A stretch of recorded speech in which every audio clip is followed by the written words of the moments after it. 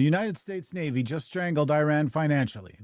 This weekend, Iranian and American negotiators meet in Islamabad. And for the first time since 1983, Israel and Lebanon sat across a table together in Washington. The Middle East is being redrawn in real time. Most of the coverage is missing what's actually driving it. I'm going to tell you exactly what's happening, what it took to get here, and what has to happen next for this to hold. I'm Joseph Suarez, and this is Corridor Intelligence. I advised Prime Minister Stephen Harper through the 2008 global financial crisis. I served as Chief of Staff at the Senate of Canada through the COVID-19 pandemic. When you've been in rooms where decisions of this weight get made, you learn to read past the press release. You learn what pressure actually does to a regime that has spent 40 years telling itself it cannot be pressured. That's what you're watching right now. Here's what happened. On February 28th, the United States and Israel struck Iranian territory directly. Iran responded the way it has always threatened to, by choking the Strait of Hormuz. Roughly 1/5 of the world's oil flows through that strait. The Islamic Revolutionary Guard Corps sent warnings over VHF radio. Ships turned back or held in port. That's the leverage Tehran thought it had. On April 13th, the Trump administration took it away. The U.S. Navy imposed a blockade, not of the entire strait, but of every Iranian port. Admiral Brad Cooper at U.S. Central Command confirmed it was fully implemented within 48 hours. More than a dozen U.S. warships are enforcing it. The result, Iranian seaborne trade collapsed by 90%. 10 million barrels of oil a day stopped. The revenue that funds the regime, the proxies, the nuclear program, cut off at the source. Within 72 hours, the Iranian position shifted. Tehran proposed suspending nuclear activity for 5 years. The United States is pushing for 20. There's a 3-page framework on the table that reportedly includes a $20 billion release of frozen Iranian funds in exchange for Iran surrendering its enriched uranium stockpile. Talks resumed this weekend in Islamabad. 40 years of sanctions did not produce this. 4 days of physical blockade did. This is what it looks like when economic pressure is applied, when it is applied well and without hedging. Here's what concerns me. And this is where I want you to listen carefully. A 5-year pause is not a deal. A 5-year pause is a political cycle. It's a runway for the next administration to inherit a problem that was almost solved. The United States cannot accept a suspension that becomes a restart. The deal has to end the nuclear program, not pause it. And the verification regime has to be the most intrusive, most continuous, most aggressive inspection framework ever negotiated with any nuclear state. Ronald Reagan said, "Trust but verify."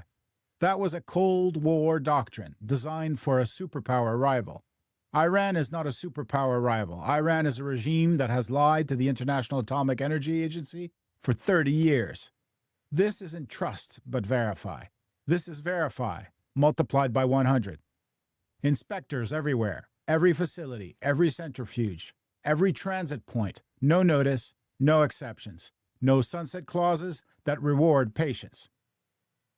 If the administration gets that deal, it's historic. There's no doubt about it. Now, the parallel story. On April 14th, Israeli and Lebanese officials met in Washington under the direction of Secretary of State Marco Rubio. That was the first direct negotiation between those two governments since 1983, 43 years. On April 16th, a 10-day cessation of hostilities took effect. The Trump administration has framed Lebanon as a future signatory of an expanded Abraham Accords. Understand the magnitude of what is being discussed. The original Abraham Accords brought the UAE, Bahrain, Morocco, and Sudan into formal recognition of Israel. Adding Lebanon is a different order of event. Lebanon has been effectively held hostage by Hezbollah, an Iranian proxy. Southern Lebanon has been a launching pad for rockets into northern Israel since the 1980s. Prime Minister Netanyahu has said publicly that Hezbollah disarmament is fundamental to any permanent deal. The first phase of disarmament south of the Litani River was completed earlier this year. Hezbollah is publicly rejecting further disarmament, which means the pressure has to continue. Israeli ground forces will remain in southern Lebanon. That is not an occupation. That is a security guarantee for Israel's northern border, and it is the price of ending 40 years of proxy warfare. I want to say something personal. I have many Lebanese friends. They are entrepreneurs. They are business builders. They are family people.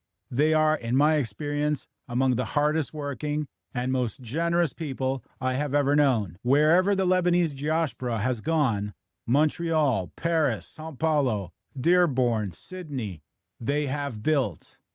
They deserve peace. They have earned peace. What they have not earned is 40 years of being ruled at gunpoint by a militia that answers to Tehran. This is the moment to finish what has been started. I encourage President Trump to keep his foot on Hezbollah's throat until the organization is finished as a military force. Not negotiated with, not accommodated, finished. If we get that, if the Lebanese people are allowed to build a country on their own terms, the region changes. The diaspora comes home. The economy reopens. Beirut becomes Beirut again. So these two tracks, Iran and Lebanon, are one strategic play. Iran without Lebanon is an incomplete deal. Lebanon without Iran is a ceasefire that gets undone the moment pressure lifts. The administration is running both at once, and that is correct. The next 90 days will tell you whether this holds. Watch for 3 signals. First, whether the Iran deal ends the nuclear program or pauses it. Second, whether Hezbollah is disarmed, truly, or preserved under a new name. Third, whether the United States maintains economic pressure through the transition. Because the moment we release, the regime in Tehran rebuilds. Let me say something that most commentators are going to miss, and most will miss on purpose.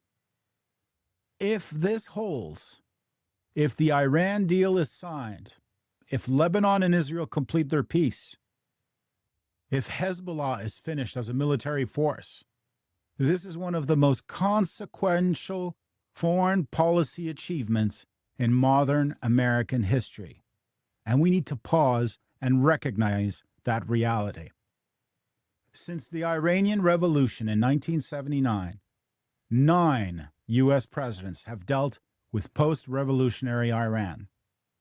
Carter, Reagan, George H.W. Bush, Clinton, George W. Bush, Obama, Trump in his first term, Biden. 8 of them failed to resolve it. The 9th, Donald Trump, in his second term, is doing it in 60 days. Even if it takes another 40 days to close, the achievement is monumental. 47 years of failed diplomacy, failed sanctions, failed half measures, ended by one disciplined, sustained campaign of economic and military pressure, real pressure. You do not have to like the man to acknowledge the result. That is not what serious analysis is. Serious analysis reads what happened and names it accurately. This, if confirmed, is a historic victory. And if it holds, we should say so plainly, and then turn to the rebuilding. The Iranian people deserve peace. The world should contribute to that rebuild, not punish them for the regime. Help them emerge from it. Which brings me to Europe. I am of Portuguese background. I love Europe. I have friends across the continent, in France, in England, in Germany, Belgium, Netherlands. These are serious people who work, build, and contribute to their societies the way serious people always do. But the European governments, I cannot defend what they are doing right now. On April 13th, the United States imposed the blockade that cracked the Iranian regime. British Prime Minister Starmer said, quote, "We're not supporting the blockade." NATO allies refused to participate. Yet today, April 17th, with Iran already conceding, with the strait already opening, President Macron and Prime Minister Starmer convened a summit in Paris. 30 to 40 countries. They announced they will plan a multinational maritime mission to secure the Strait of Hormuz. The United States was not invited to the planning, suffice it to say. The mission will be, in Macron's own words, strictly defensive and limited to non-belligerent countries. That was funny. They are late. They are claiming leadership of a victory they refuse to participate in. The strait is already opening. Iran has already conceded, and the Europeans showed up after the bar closed to announce they will be handling security for the guests. Thank you. This is not leadership. This is what happens when political elites outsource spying to others and then stage a press conference to take the credit. I say this with genuine affection for the European people. Your governments are not serving you on this. The sooner you see it and demand better, the better for all of us. If you run capital, if you manage risk, if you hold positions in energy or in the Middle Eastern exposure, this is the moment to pay attention. Not to the headlines, to the structure underneath. I publish a weekly briefing on exactly this kind of strategic analysis. Link in the description. If you want a direct conversation about how these shifts affect your positioning specifically, there's a strategy session link down there as well. 20 minutes, one-on-one. This is the chapter that gets written in the next 90 days. Read it correctly.